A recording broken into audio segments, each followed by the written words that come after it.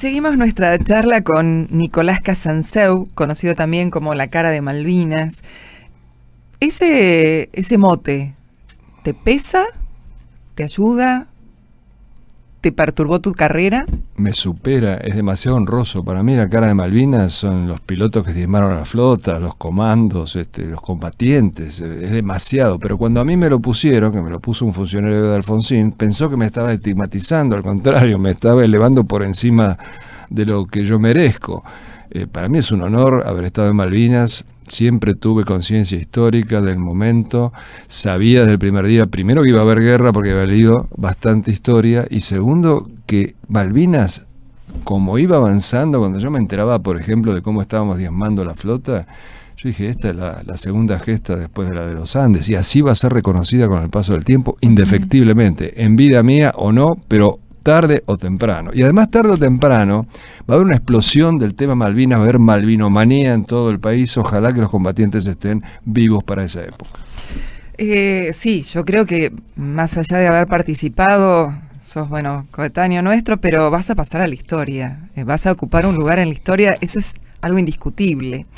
Yo recuerdo cuando ese 2 de abril, yo en ese momento estudiaba en el ISER y me acuerdo que pasaba por Plaza de Mayo y una concentración de gente increíble y todo el mundo vivaba que estuviéramos tratando de recuperar las islas.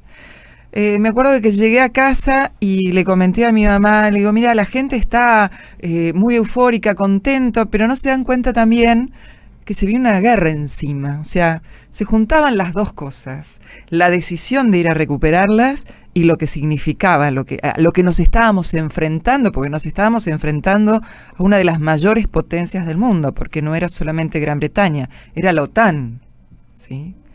Pese a eso, como pudieron, nuestro ejército, nuestra fuerza aérea, nuestra armada salió a combate y dio un excelente combate, reconocido incluso por las tropas que vinieron acá, que combatieron y que después cuentan. Ese espíritu te llenó a vos, ese espíritu que tenía la gente. ¿Qué pasó después? ¿Permaneció cuando volvieron con vos?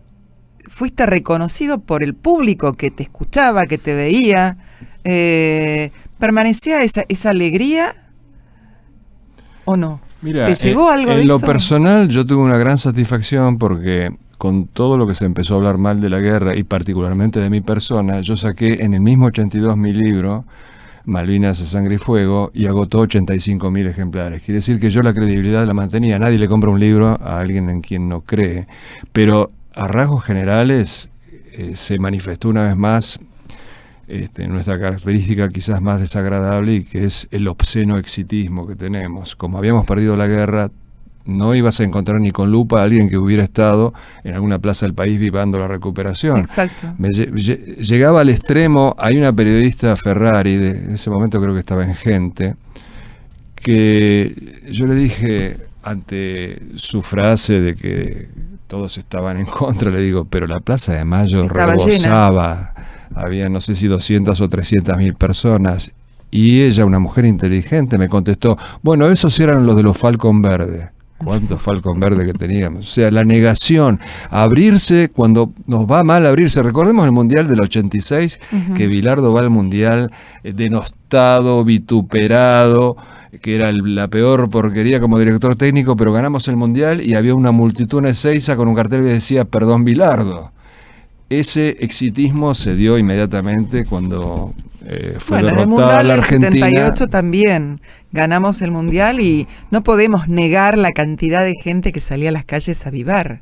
Pero avivar específicamente a la Junta. Vayan a los diarios de la época que relatan la final en River y los diarios dicen, hacen su entrada al estadio los jefes de la Junta Militar y son ovacionados de pie. Anda a encontrar uno que los haya ovacionado de pie ahora.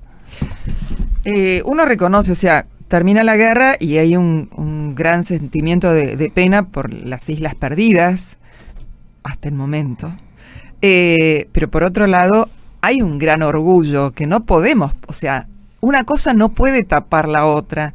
si bien nuestras tropas sufrieron sus pesares, sus penas, dieron todo, entonces perdimos la guerra, pero el orgullo de haber estado ahí defendiendo la tierra, yo creo que eso no puede ocultarse ante la pena de la derrota. Claro, perdimos la guerra, pero ganamos los héroes. Exactamente. Por primera vez después de 200 años tenemos el equivalente de San Martín, Belgrano, del Negro Falucho, del Sargento Cabral, caminando entre nosotros. Es una nueva generación de héroes todavía desconocida por el pueblo, lamentablemente, pero es nuestra reserva moral. Si llega el día en que un gobierno se da cuenta y hace lo que hacen todos los gobiernos, que es dejar de ocultar a los héroes, el ejemplo de esos héroes puede cambiar el país, puede levantarlo, porque el ejemplo de los héroes verdaderos, no de los futbolistas o gente de la farándula, de los héroes militares, eleva a la población, pone la vara bien alta, la gente enterándose de lo que hacían por amor a la patria o por amor al prójimo. En la guerra es más el amor al prójimo, al soldado que está a la derecha y a la izquierda. Al enterarse de eso, la gente también se eleva, y eso es lo que tenemos que apuntar, que se conozcan esos hechos, y puede ser la palanca de Arquímedes que cambia esta sociedad que está en tanta decadencia. Claro, elevar lo que se llamaba el ser nacional. El amor por la patria, el amor por lo nuestro, por nuestros símbolos. Y decime, ¿llegaba todo aquello? Porque yo en aquel momento también daba clase y con los chicos, más allá de hacer grandes carteles de las Malvinas son argentinas, de empezar a cantar la canción de Malvinas, empezaron a hacer budines con una cantidad de calorías importante para mandar a las islas, guantes. Creo que todo el mundo, el que podía hacía algo, el que no podía, pero tenía, digamos, la posibilidad, entregaba sus alhajas también. Me hace acordar a la época de Colón, que entregaban las alhajas para que viniera acá, bueno, nosotros para que nuestros soldados estuvieran en la guerra. ¿Se recibió eso? O sea, ¿la tropa era consciente de lo que estaba haciendo la población? No, se recibió una ínfima parte porque había un bloqueo naval alrededor de las islas. Nuestra flota de mar se quedó en las costas y no había manera de transportar esa enorme cantidad. Todo eso básicamente quedó en Comodoro Rivadavia. Lo único que sí llegaba, y qué buena idea tuvieron en no frenar eso, fueron las sacas de correspondencia, esas cartas que escribían los chicos en los colegios. Así es. A un soldado, ¿no? Sí. X. Eso levantaba muchísimo la moral, los soldados contestaban. Se han tejido romances después de la guerra, porque iba el soldado a buscar a la chica que le había escrito. Así que eso tuvo un enorme valor. Inclusive conozco un caso muy emotivo donde el soldado se escribe con la chica y vuelve de la guerra sin una pierna, y la chica se casa igual. Claro, no importaba, era la persona. ¿Tenés historias así que has ido recogiendo en aquella época? Y muchas historias. ¿De qué tipo? Historias de todo tipo. de amistad, historias de amor, de romance, es una de lo que has contado recién. Historias cómicas, quizás algún acontecimiento dentro de tanta pena y de tanto dolor. No, hay muchas historias. Por ejemplo, me ha pasado de estar haciendo una nota verificando los daños que había en la pista. Uh-huh. Y veo una bomba antipersonal, una beluga, a la que se le había adosado una carta. Empiezo a leer la carta y dice: querido hermano, te mandamos, y no puedo seguir leyendo porque no iba a tocar la beluga que estaba activa. Pero un golpe de viento arranca la carta, la corro y puedo leer la carta entera, que es una carta de amor. Uh-huh. Una hermana que le manda caramelos, chocolates, le escribe. Y bueno, era la carta que había frenado a la bomba. No supe nada ni del soldado ni del hermano. De 2 o 3 semanas se comunican conmigo y me dicen que este soldado que vive en Deró, que quiere conocerme, que quieren invitarme a Deró. Así que fui a Deró y conocí a la hermana que mandó la carta y al soldado. Ah. Una historia muy linda y muy emotiva, pero que también tuvo su grano de mezquindad.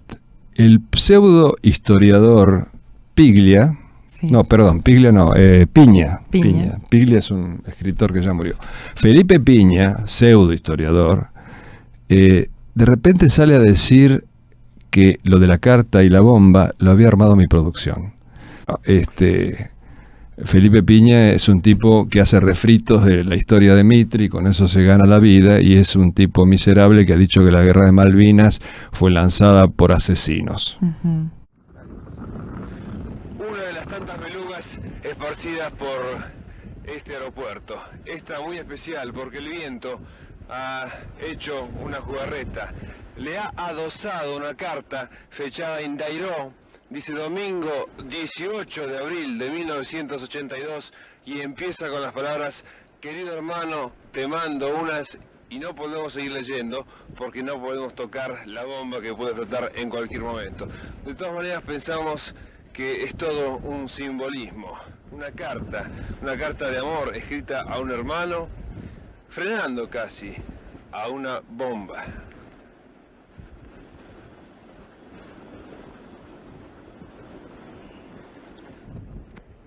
Sin embargo, el viento siguió con su jugarreta, desprendió la carta de la bomba y la podemos leer entera.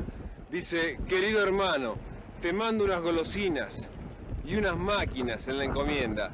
Mandame a decir si te hace falta algo más. También te mando plata. Te extrañamos mucho. Queremos que vengas pronto. Bueno, Terrible. no tengo nada más Terrible. para decirte. ¿Y Te mandamos qué muchos amistades saludos y besos. cultivaste? ¿Cultivaste alguna amistad con aquella gente que... Las amistades en la guerra ni siquiera tenés que cultivarlas porque son automáticas. Cuando vos Brotan. sabés que te puede caer en cualquier momento una bomba de 500 kilos en la cabeza, al soldado que tenés al lado, que no conoces ni cómo se llama, lo querés más que un hermano. Y ese afecto se mantiene incólume, así nos hayamos visto por espacio de 37 años. Nos reencontramos y nos seguimos sintiendo como hermanos. Ujú. ¿Dónde dormías? ¿Qué comías? ¿Cómo era tu día más allá de estar en la batalla? Bueno, nosotros estábamos en una hostería, la única que estaba abierta. Ahí paraban los curas, los capellanes, había gente de inteligencia, unos médicos civiles voluntarios, algunos pilotos navales. Se armaban tertulias a la noche bien interesantes con esa gente.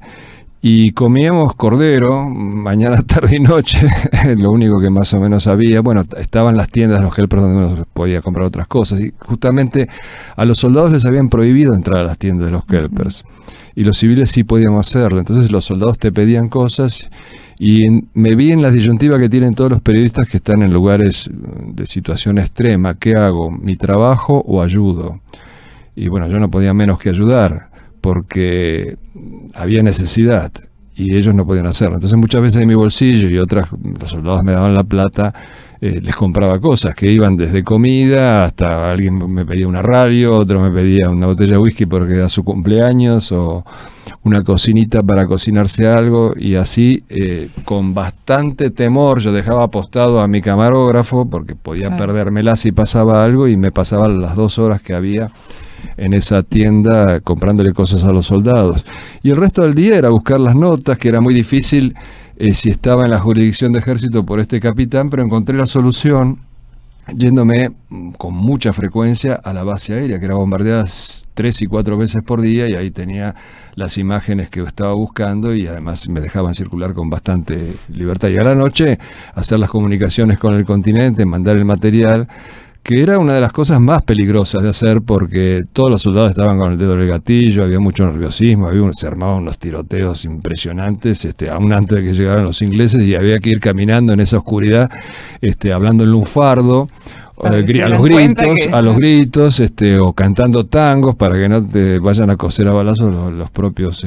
Me pasó en esta feria del libro, que hablé con vos, vino un señor y me dice: yo soy veterano de guerra y estuve a punto de matarte. Digo, ¿cómo? Sí.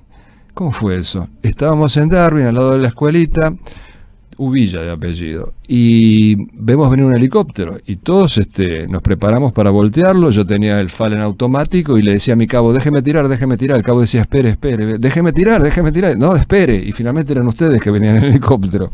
Así que... ¿Era helicóptero de Fuerza Aérea, de Ejército? Yo era, no me acuerdo en ese caso, yo anduve en los de Fuerza Aérea y anduve también en los de Ejército, no me acuerdo en ese caso, claro, porque fui varias veces a Darwin, pero bueno, podía haber sido mi último día. ¿Y cuál fue el papel o recordás el papel de la mujer durante la guerra? Sí, que Mira, había un grupo no de había mujeres. mujeres en las Malvinas, ahora se ha publicado mucho en los diarios de las enfermeras de Malvinas Sí. y es otra falacia. No hubo ninguna sola enfermera en Malvinas. Si hubiera habido, hubiera tenido 10.000 candidatos a novios así en un periquete.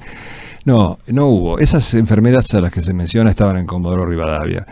Hubo 6 mujeres a bordo del buque Irizar, que era el buque antártico convertido en buque hospital, eran instrumentadoras, no eran enfermeras, que estaba anclado en Puerto Argentino, pero ninguna de ellas descendió. Sin embargo, con toda justicia, son consideradas veteranas de guerra.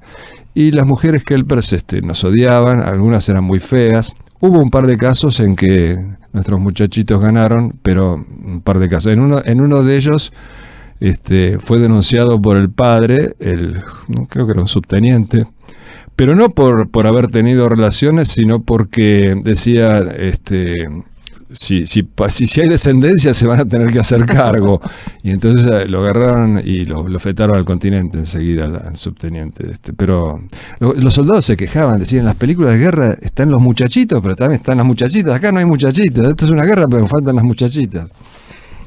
Y con el idioma, los Kelpers, el castellano... No hablaban, no. Nada. Bueno, entendían algunos, pero básico, ¿no? Uh-huh. Y además los que entendían tampoco querían hablar en castellano, era una manera de demostrar que no, que eran ingleses. ¿Población chilena había en las islas? No, había 1 o 2 chilenos en esa época. Nada no más. había más. La guerra termina, ¿vos volviste qué día? Volví el 13 a la noche, cuando yo me entero de que Menéndez decidió la rendición. Le pido permiso a Menéndez para subirme al buque hospital, al Irizar, que estaba anclado ahí, porque no queríamos ni entregar los materiales, ni ver la rendición, nada. Y Menéndez, como todo, lo que me decía siempre era no, también me dijo que no. Y ya nos resignamos a caer prisioneros cuando a último momento llega un Hércules trayendo un cañón de refuerzo, me avisan de la Fuerza Aérea, y habló con mi camarógrafo y bueno, decidimos tratar de subirnos a ese Hércules. Mi censor, capitán, me dice, ¿podés llevarle mi valija a mi mujer? Porque si no va a caer en manos de los ingleses. Y yo le contesté, yo te la llevo, pero acércamela al Hércules, yo estoy cargado hasta la manija, no puedo llevarla, pero acércamela y yo te la llevo. No se animó a ir al aeropuerto, el aeropuerto era un infierno, ya estaban las bengalas inglesas iluminando el cielo, la artillería inglesa le estaba tratando de pegar a la pista, había patrulla de Harry encima nuestro.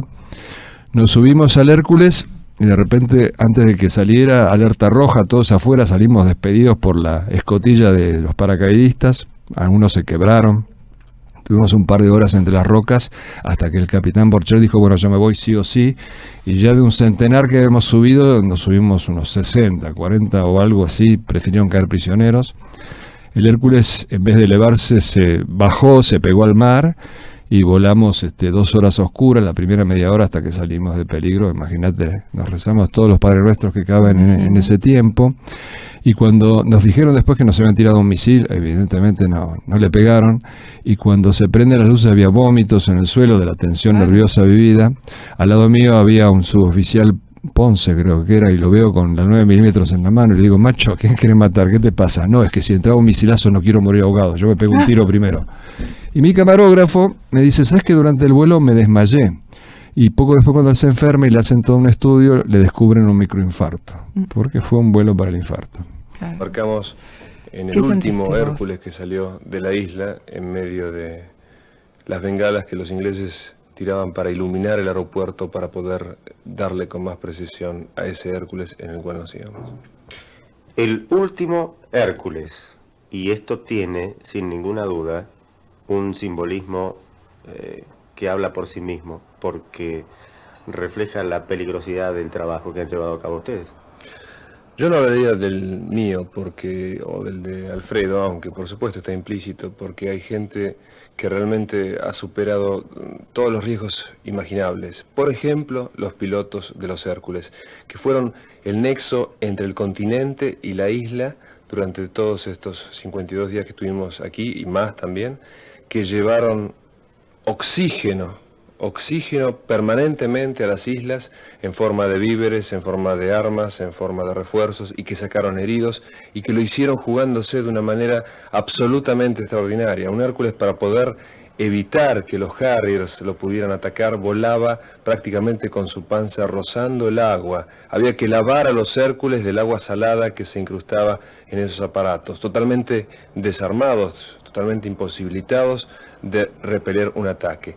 Y esas tripulaciones de Hércules lo seguían haciendo. Se hicieron 51 misiones de Hércules, 21 de ellas fallidas porque llegaban y los detectaban los ingleses y tenían que volverse.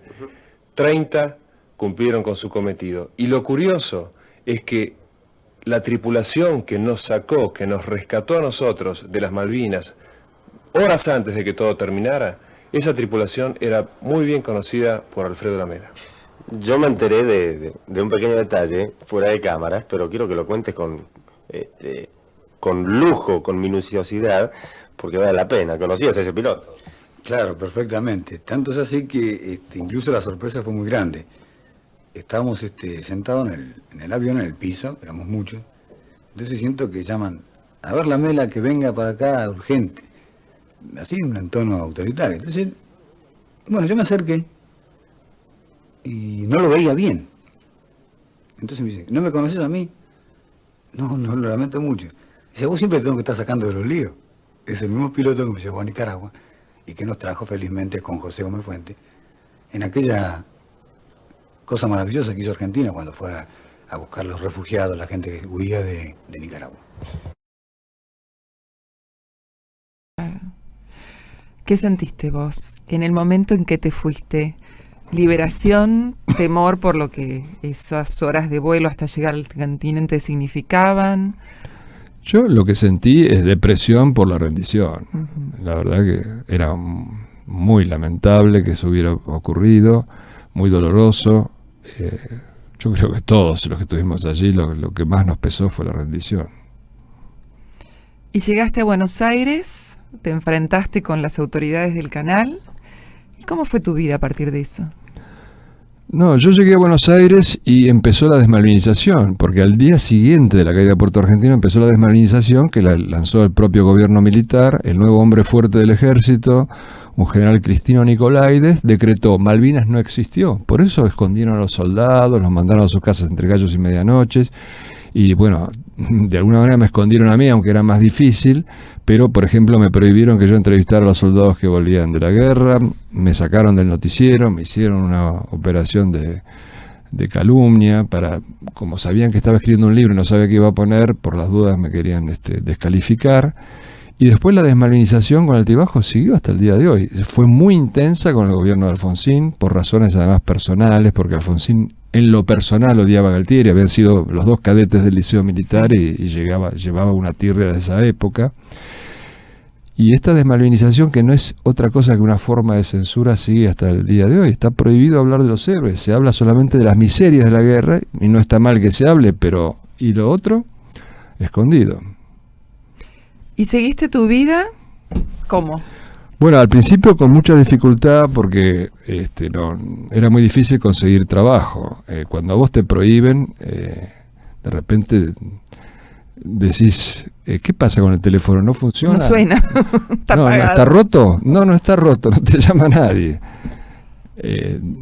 Y es muy difícil conseguir trabajo. Con Altibajos estuve trabajando en algunas cosas, pero me resultaba súper difícil, hasta que a la tercera oferta que me hicieron de la televisión hispanoparlante de Miami, en el 90 ya, aguanté bastante, me fui, porque un hombre puede sobrevivir sin nada, menos sin trabajo. Sin trabajo. Ahora yo digo, qué cachetada, porque vos pusiste tu vida en juego, más allá de que te sintieras como pez en el agua, digamos, porque te gusta la vida militar y demás. Estabas haciendo tu trabajo, lo hiciste muy bien, porque quienes observábamos, veíamos televisión, vivíamos, la serie era la serie Combate cuando yo era chica, me acuerdo, bueno, pero esto desgraciadamente era real. Nos contabas que estaba pasando, era la única forma que más o menos sabíamos qué sucedía allá en Malvinas, y de repente llegás y todo se te vino encima, la decepción para con la gente aparte. Mira, cuando volví, me encuentro, estaba cubriendo Malvinas desde el continente, un productor de la NBC que yo había conocido cuando cubrí la guerra civil en Nicaragua, Charlie Gómez. me palmea la espalda y me dice, bueno, te felicito, de ahora en más, ni vos ni tus hijos van a tener problemas de trabajo en este país. Cuán equivocado estaba. Claro. Lamentablemente en nuestro país muchas cosas están patas para arriba. Salvando las distancias, el tema de la experiencia en combate en otros países es equivalente a una licenciatura, porque la experiencia en combate significa montones de virtudes que se desarrollan en el combate, como liderazgo, organización, resiliencia. Bueno, en otros países se premia la experiencia en combate. Eso te iba a decir, el reconocimiento que hay a los periodistas que están en el combate, muchos han recibido condecoraciones por su actuación. Y acá todo lo contrario. O sea. Y los militares, por ejemplo, el general Schwarzkopf, el jefe de Tormenta en el Desierto, cuando se retira, lo nombran presidente de la Coca-Cola. Sí. Yo tengo un amigo, un comando, Martiniano Duarte, que el hijo quería pelear. Entonces se inscribe en el Colegio Militar de la Nación hasta que se da cuenta que no hay chance que vaya a pelear. El tipo quería pelear. Entonces se va del colegio y se enrola en la Legión Extranjera Francesa. Pelea en Afganistán, en Irak, se saca las ganas de pelear, termina su contrato, no sé, creo que son 5 años, le hacen una formación. Es curioso porque me contaba Duarte que en la formación, en la despedida, se le acerca un tipo y le da una tarjeta y dice, cualquier cosa que pase en cualquier lugar del mundo, llame este número. Claro. Pero una tarjeta así debe valer oro. Bueno, sale de ahí, única experiencia en combate, y lo nombran gerente, un cargo altísimo en Total, la empresa petrolera. Única experiencia en combate. Sí, bueno, esto ocasiona también el surgimiento de lo que se llaman las empresas militares privadas, ¿no? De todos aquellos Claro, pero que eso han es seguridad. combatido en seguridad. Pero no, el militar no solo sirve para seguridad. No, desarrolla la una cantidad de estrategia, el habilidades y liderazgo. capacidades que son aplicables en todos los órdenes de la vida. Sí. Bueno, y seguiste tu carrera, te fuiste a Estados Unidos, a Miami. ¿Y qué hacías? Contanos. Bueno, me contrataron para conducir los noticieros del canal 51 de Telemundo, lo cual era una revolución porque Miami era y sigue siendo un bastión cubano. Y yo era el primero no cubano que habían contratado. Había un gerente que tenía visión y decía, no, se está digamos, diversificando la población. Y mi co-conductor era cubano y me puso a mí un argentino. Y bueno, fue medio difícil porque a los 2 meses lo sacan este gerente y viene un gerente nuevo, cubano también.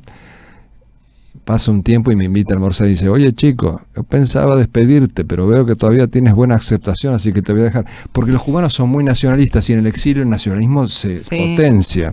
Yo iba a unas radios en Miami, obviamente todas manejadas por cubanos, y me decían, tú eres un buen profesional, pero ¿por qué no ponen un cubano? ¿No? Los tipos insistían con eso, hasta que finalmente ponen 2 años después ponen un tercer gerente que era cubano y me saca. Ahí fui a la CNN, no me fue mal, pero bueno, esto de nacionalismo pasa. En Miami tenés que ser cubano, en Nueva York tenés que ser dominicano o puertorriqueño, y en California tenés que ser mexicano. Así que fue una excepción, y bueno, muy afortunada, evidentemente. Pero tampoco fue fácil. Tuviste que pelear tu lugarcito. Y bueno, nada es fácil en la vida, nada es fácil, nadie tiene nada comprado en la vida. Pero me fue bien, me caí escaleras arriba, podría decir. Bueno, y empezaron los libros también. No, el primer libro lo saqué apenas volví, porque como no había podido mostrar a mi pesar con imágenes lo que tenía que haber informado, lo traté de compensar con el libro, que ni siquiera lo terminé porque me empezaron a perseguir y fue, digamos, como un esbozo de libros. Se publicó igual, pero lo completé recién años después. Y después, bueno, hay un dicho que dice que las patadas en el traste empujan para adelante. Cuando se cumple el 25 aniversario de Malvinas, una dirigente de nombre Gabriela Cerruti, kirchnerista, me ataca públicamente y me quita mi condición de veterano, lo cual era ilegal, porque yo soy veterano por una ley del Congreso, no porque yo lo hubiera pedido o querido. Y ahí yo desempolvo una caja donde tenía las fotos que había tomado de Malvinas y hago mi libro de fotos sobre Malvinas, ¿no? Incentivado quizás, siempre pensé hacerlo, pero siempre lo postergaba hasta que ahí eso me empujó para adelante. Así que hice ese libro. Pasa un tiempo y me invita a almorzar y dice, oye chico, yo pensaba despedirte, pero veo que todavía tienes buena aceptación, así que te voy a dejar. Porque los cubanos son muy nacionalistas y en el exilio el nacionalismo se potencia. Yo iba a unas radios en Miami, obviamente todas manejadas por cubanos, y me decían, tú eres un buen profesional, pero ¿por qué no ponen un cubano? ¿No? Los tipos insistían con eso hasta que finalmente ponen 2 años después ponen un tercer gerente que era cubano y me saca. Ahí fui a la CNN, no me fue mal, pero bueno, esto del nacionalismo pasa. En Miami tenés que ser cubano, en Nueva York tenés que ser dominicano o puertorriqueño y en California tenés que ser mexicano. Así que fue una excepción, y bueno, muy afortunada, evidentemente. Pero tampoco fue fácil. Tuviste que pelear tu lugarcito. Y bueno, nada es fácil en la vida, nada es fácil, nadie tiene nada comprado en la vida. Pero me fue bien, me caí escaleras arriba, podría decir. Bueno, y empezaron los libros también. No, el primer libro lo saqué apenas volví porque como no había podido mostrar a mi pesar con imágenes lo que tenía que haber informado, lo traté de compensar con el libro, que ni siquiera lo terminé porque me empezaron a perseguir y fue, digamos, como un esbozo de libros. Se publicó igual, pero lo completé recién años después. Y después, bueno, hay un dicho que dice que las patadas en el traste empujan para adelante. Cuando se cumple el 25 aniversario de Malvinas, una dirigente de nombre Gabriela Cerruti, kirchnerista, me ataca públicamente y me quita mi condición de veterano, lo cual era ilegal, porque yo soy veterano por una ley del Congreso, no porque yo lo hubiera pedido o querido. Y ahí yo desempolvo una caja donde tenía las fotos que había tomado de Malvinas y hago mi libro de fotos sobre Malvinas, ¿no? Incentivado quizás, siempre pensé hacerlo, pero siempre lo postergaba hasta que ahí eso me empujó para adelante. Así que hice ese libro. Y bueno, después hice el del zar y la revolución, que es un libro que yo soñaba con hacer desde que era chico, porque desde chico yo leía cosas de historia, yo hablo ruso bien, y toda mi vida me informé y estudié y quería hacer ese libro, y bueno, finalmente lo pude hacer. Mucha gente piensa que yo vivo solamente de Malvinas, la vida es demasiado rica para vivir de un solo tema, ¿no? A mí me apasionan muchos temas. Nicolás, realmente estamos muy contentos de que hayas podido compartir esta mañana. Creo que habría muchísimas más preguntas para hacerte, sobre todo si vinieran especialistas en el tema, te exprimirían, pero aquellos que quieren saber un poco de vos y ver lo que habías publicado, repetí tu canal de YouTube. Para aquellos que no, es muy simple, obviamente es un canal gratuito, ¿no? Hay que poner YouTube/Nicolás Casanseu. Y con eso... Y con eso entran en mi canal de YouTube, donde hay bastante material de Malvinas, tanto de la guerra como de la posguerra y otras cosas. Y después tus libros en las librerías sí, habituales. Nicolás, mil gracias por estar acá. Al contrario, muchas gracias por la invitación, Lili. Y gracias por haber estado allá también.